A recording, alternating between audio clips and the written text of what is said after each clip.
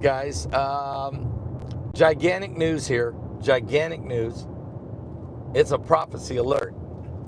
Now, we all know in the Bible, in the book of Revelation, that there will be a mark of the beast where you can't buy or sell unless you have the mark. You have to get that mark. You're not going to get tricked into it, but to get it, you'll have to deny Jesus Christ. And they're going to make it sound like, okay. But in the war that's been going on in the Middle East with Israel and Iran and all their proxies and all this that's been happening, where do we go from here? What is the end game of Gaza? Right now, Gaza is being desolate. It's going to be basically restarted. It's going to be start over. Let's start over. The people there have no way to function. So there's a plan has been birthed called the Abraham Shield. It sounds like what they want to do is incorporate the Abraham Shield into the Abraham Accord to bring peace and security in the region, which is right out of the pages of the Bible, peace and safety.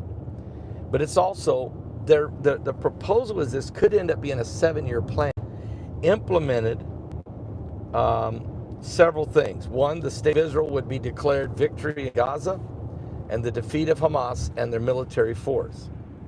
Israel will promote a comprehensive ceasefire and commit to the withdrawal of IDF forces from Gaza in exchange for the return of all hostages, living and dead.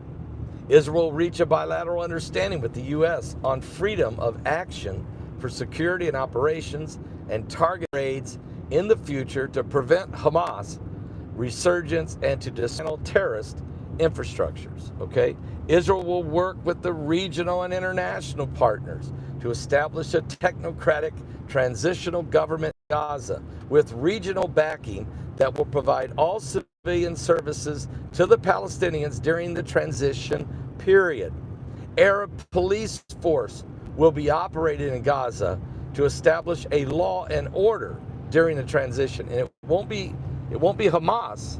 It'll be an Arab law and order, basically managed by Saudi Arabia and the UAE and maybe Egypt and maybe Jordan.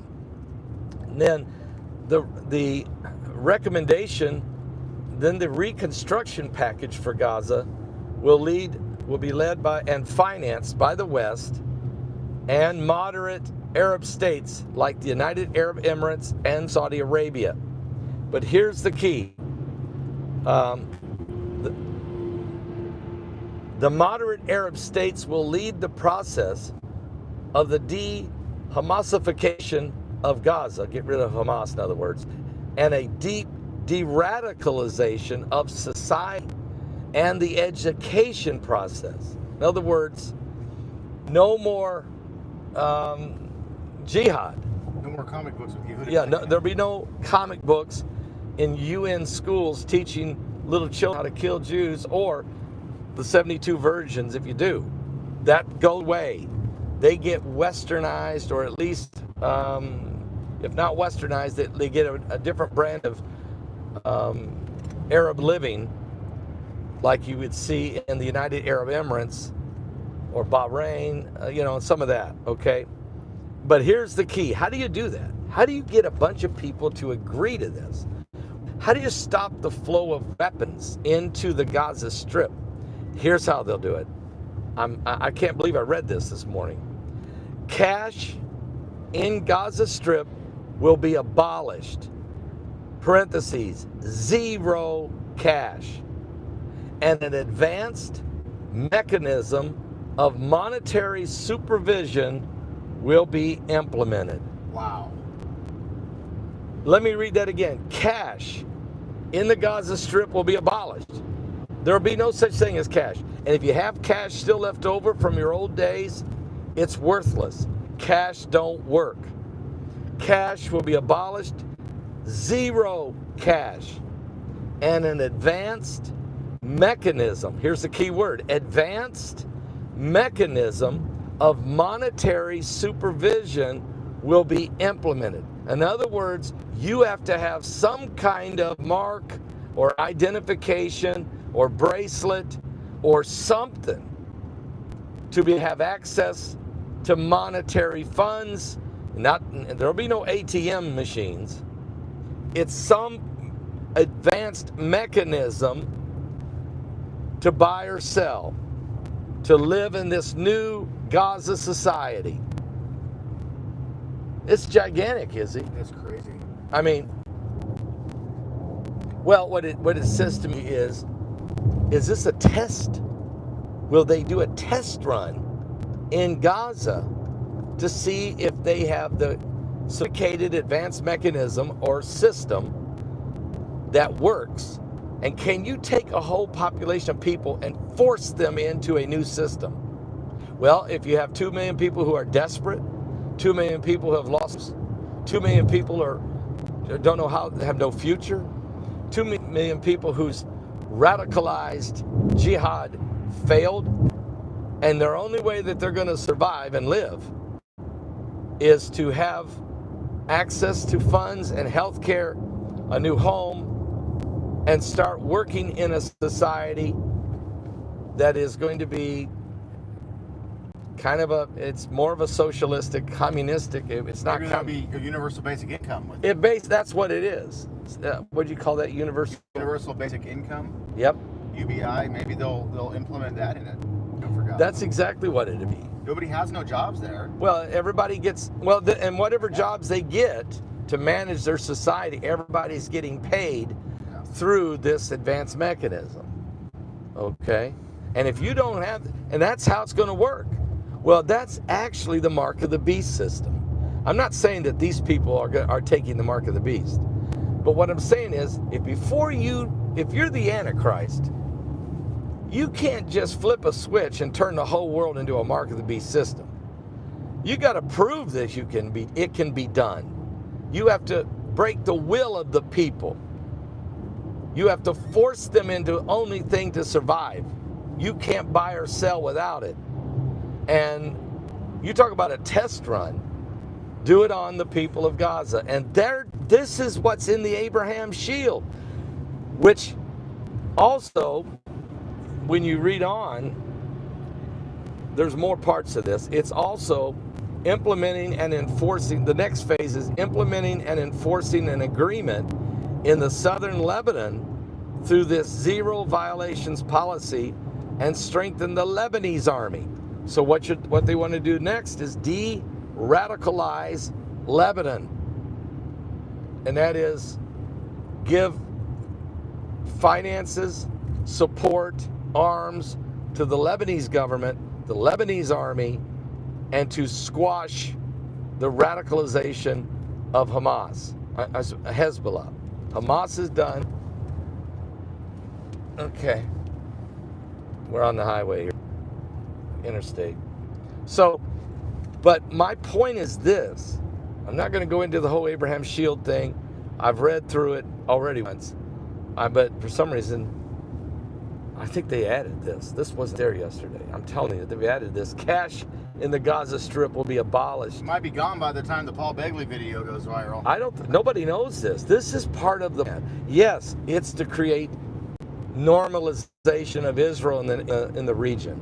Okay? It's to get everyone to sign on to the Abraham Accord, to allow all the Arab nations to recognize Israel's a nation, and Israel to recognize that there are Arab nations that want to live in their culture. But this Sharia law thing, this jihad thing, I'm just telling you they're thinking. I don't believe it'll work, but I'm telling you that's what they're thinking. And now that Iran has been don't have a bomb, and you're not going to have a bomb. So guess what? Whenever Iran was being attacked, when Israel for 12 days was blowing up their entire installations, where was Hezbollah? Did they come to Iran's aid? Did they fire rockets on Israel to try to slow Israel down? No. Hezbollah crawled into a corner. The Houthis crawled into a corner. Hamas can't do anything. Okay? They're holding on till the end. They're a death cult. They will be defeated. They are already defeated. It's just they're suffocating. They will give up. The hostages will be released, dead or alive. It will end. But why didn't Hezbollah jump in and help Iran? The reason they didn't is because, according to retired General, 4-star General Jack Keenan, who's the chairman of the Institute of War, he said the reason they didn't jump in is they don't have the will to fight no more. Whenever they were being crippled, when all their pagers were blowing up in their hands and in their pockets,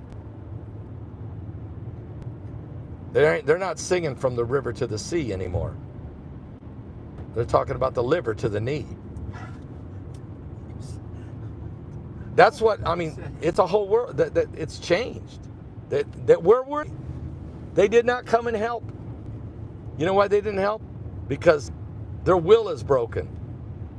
And if Iran doesn't have a bomb to throw, and if Iran doesn't have anybody's back, they never came to Hezbollah's back. They never helped the Houthis. So nobody's helping them. So this is the moment that they're thinking about Abraham's shield. Now, what concerns me about the whole thing is if you read on, at the end of the day, they still want to part the land at 7 years down the road, or however they want to structure this. This is all part of their plan. But I just wanted to bring out today, I didn't want to get into that debate. That's another video. That's 5 videos before we get to parting the land. You never want to part the land. God said, don't part the land.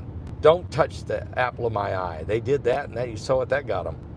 But what I am bringing up today is that if this plan goes into effect, and I think it already is in effect, I think that's why the Gaza is being systematically, Trump said, demolished and start over, is because cash in the Gaza Strip will be abolished, zero cash, and an advanced mechanism of a monetary supervision will be implemented. This is a test run of the technology for the mark of the beast. So the process is in play. We're in the last days. I did not say it's the mark of the beast. I'm not saying it is, for those who can't understand. It's not the mark of the beast. It is the mechanism on how you would implement a mark of the beast system. Give your life to Jesus Christ. We're running out of